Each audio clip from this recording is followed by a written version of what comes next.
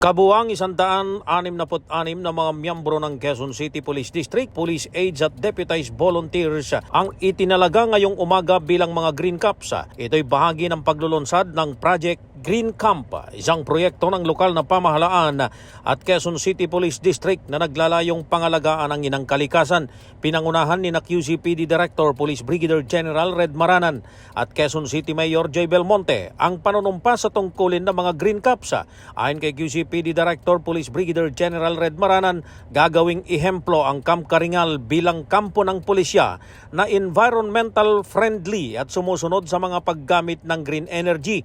Dahil dito'y gumagamit na ngayon ng 526 na mga solar lights ang Camp Karingal sa 16 na police station sa buong Quezon City. Bukod pa ito sa mga nakalatag ng 158 mga urban gardens, 167 mga waste segregation bins at mahigit 100 rain catchers. Sabi ni Mayor Joy Belmonte, ang Camp Karingal ang kauna-unahang police camp sa buong Pilipinas na mayroong ipinatutupad na inisyatibo para sa pangangalaga sa kalikasan. Nais din ni Belmonte na gawing 500 ang bilang na mga i-develop na mga parke sa buong Quezon City mula sa kasalukuyang 250. Ang aksyon na ito ng Quezon City LGU at QCPD ay bilang pagtugon sa direktiba ni Pangulong Ferdinand Bongbong Marcos Jr.